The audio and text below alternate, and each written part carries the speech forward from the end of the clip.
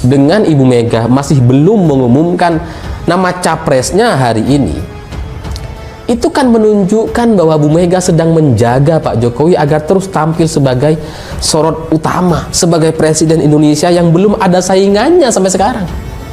Kalau PDI Perjuangan sudah mengumumkan sama seperti Nasdem bulan November Oktober lalu gitu ya, pasti sekarang udah nggak bicara Pak Jokowi, orang udah bicara sama capres yang mau diusung sama PDI Perjuangan gitu. What? Indonesia sejak dulu kala tetap dipuja-puja bangsa. Nggak ada.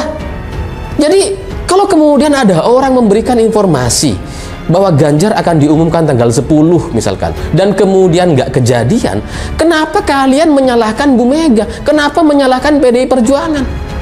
Ya salahkan orang yang memberikan informasi itu dong. Lah kok malah Bu Mega yang dimaki-maki? Kan nggak ada urusan sama Bu Mega gitu. Bu Mega mau mengumumkan siapapun, kapanpun, ya terserah ibu dong gitu. Kenapa sekarang kalian maki-maki Bu Mega gitu? Saya terus terang kayak nggak terima, karena Ibu Mega ini kan kayak ibunya Pak Jokowi gitu ya. Ya karena ibunda Pak Jokowi udah almarhum gitu ya. Secara politik ya ibunya Pak Jokowi ya Bu Mega gitu.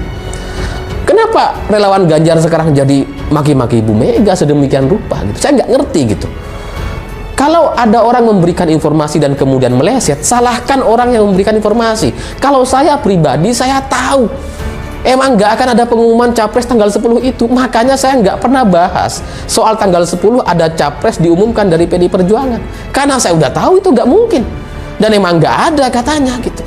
Jadi kalau kalian salah informasi, salah sumber, ini masa Bu Mega yang disalahin sih gitu. Ini gak masuk akal, lawak sekali bagi saya gitu. Tapi ya setelah saya coba cari tahu, memang ternyata mungkin memang semenyakitkan itu gitu, karena Pak Ganjar sebelum hari ulang tahun PDI Perjuangan itu kan memang berangkat umroh gitu, berdoa di tanah suci Mekah gitu. Ketua Umum Relawan Nasional Ganjar Pranowo RI 1 2024 sampai 2029Z. Jadi capresnya harus Ganjar dan harus tanggal 10. Jadi ternyata ada orang yang menyebarkan informasi ini gitu, bahwa Ganjar pasti diumumkan. Jadi ketika nggak diumumkan, bahkan nggak disebut sama sekali namanya, ini relawan Ganjar marah-marah, murka gitu. Dan itu ya ada di banyak grup WhatsApp gitu. Saya nggak bisa buka lah. Kalau saya buka ya kasihan lah, gak enak gitu. Tapi di video yang disampaikan secara terbuka di YouTube itu juga ternyata ada yang bahas, yaitu Ade Armando di channel Cokro TV gitu. Ternyata dia juga kecewa gitu. Dia diberikan informasi bahwa tanggal 10 itu akan diumumkan Ganjar sebagai capres. Dan kemudian ternyata nggak ada, dan dia merasa kecewa, dianggap diberikan harapan palsu, janji palsu gitu. Tapi kan sebenarnya kalau kita ngelihat, sama sekali tidak pernah PDI Perjuangan, entah itu pengurus DPP, Sekjen, atau Ibu Megawati sendiri, itu berjanji pada tanggal 10 akan mengumumkan nama capres. Nggak pernah gitu. Linder Ahwitun meyakini Ganjar Pranowo akan mendapati capres pada peringatan HUT ke-50 PDIP. Keyakinan itu seiring dengan semakin masifnya dukungan terhadap Ganjar dari seluruh elemen masyarakat di seluruh Indonesia. Menurut dia, PDIP sebagai partai pengusung Joko Widodo sebagai calon presiden RI 2 periode berturut-turut. Ya ini apa lagi gitu. Pak Ganjar itu kan memang kader PDI Perjuangan, dan kemudian beliau gubernur Jawa Tengah gitu kan. Ya posisinya, posisi duduknya sesuai dengan jabatan dia sebagai gubernur Jawa Tengah gitu, dengan kader-kader lain, dengan kader-kader yang sama-sama menjadi kepala daerah. Kalau Pak Ganjar kemudian ditempatkan di depan, itu nggak sesuai, karena di depan itu adalah pengurus DPP, pengurus utama gitu. Ada Pak Sekjen, ada Mbak Puan sebagai ketua DPP, ada Mas Nanan gitu ya. Bu Risma juga kan pengurus DPP gitu. Jadi Kalau Pak Ganjar nggak ada di depan, ya karena emang simpelnya karena dia bukan pengurus partai di pusat gitu, makanya ditempatkan di agak belakang. Kenapa yang kayak gini kemudian dipermasalahkan gitu? Relawan-relawan Ganjar ini apa nggak ngerti posisinya Pak Ganjar tuh kayak gimana di partai gitu ya? Ya karena bagi saya lucu gitu, aneh. Mereka selama bertahun-tahun nyerangin Mbak Puan. Wah, maki-maki Mbak Puan. Kalau soal perbedaan pendapat, kritik oke lah gitu ya. Tapi nyerang-nyerang Mbak Puan sampai dengan bahasa-bahasa yang keras, kasar gitu ya. Ini kan nggak masuk akal gitu. Mereka berharap agar Ganjar dicalonkan, direkomendasikan. Sementara anak orang yang bisa memberikan rekomendasi, mereka habisi gitu. Mereka caci maki. Ini kan lucu gitu. Lawang ibunya Mbak Puan yang bisa memberikan rekomendasi. Kenapa kalian nyerangin Mbak Puan? Aneh gitu. Kemarahan relawan Ganjar.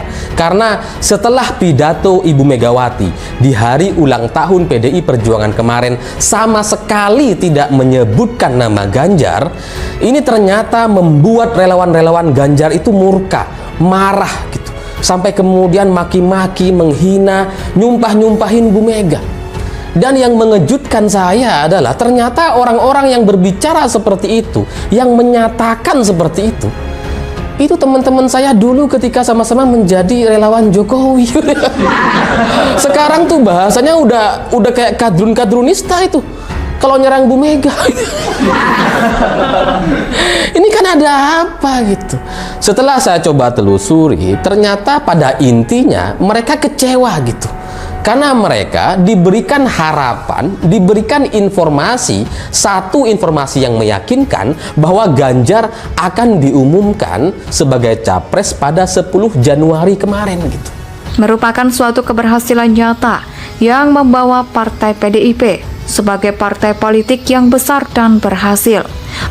Maka itu, momentum tanggal 10 Januari 2023 saat PDIP merayakan momentum HUT ke-50 adalah kesempatan yang baik untuk mendeklarasikan Ganjar sebagai capres. Sampai Ganjar itu minta maaf gitu. Sampai Ganjar itu menyatakan bahwa Mbak Puan ini punya jasa luar biasa mengantarkan dia untuk maju di Pilgub Jawa Tengah sampai kemudian dia bisa menang tanpa modal sedikit pun.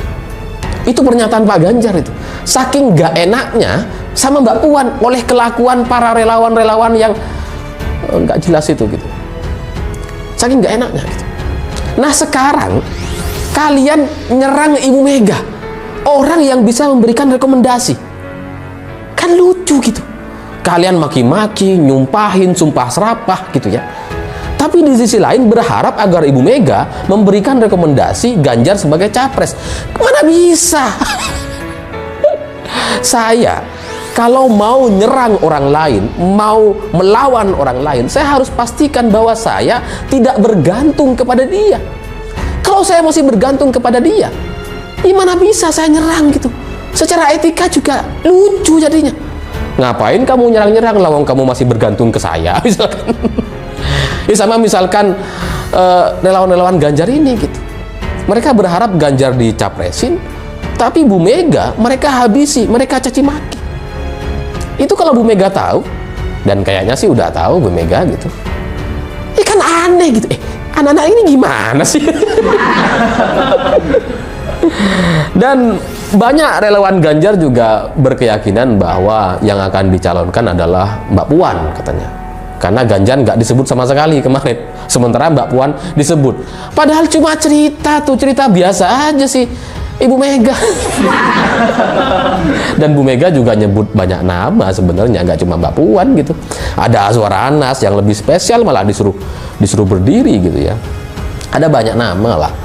Dan kalau dalam analisa saya gitu ya, kalau pernyataan Ibu Mega dalam hari ulang tahun PDI Perjuangan kemarin ditafsirkan sebagai kode-kode capres, saya justru meyakini bahwa nggak mungkin Mbak Puan yang jadi capres gitu. Kenapa? Karena Ibu Mega bicara soal Laksamana Malahayati, yaitu seorang prajurit dari Aceh yang kemudian meninggal dunia di medan perang ketika melawan Portugis, ketika melawan penjajahan. Nah, Malahayati ini tidak pernah menjadi ratu gitu.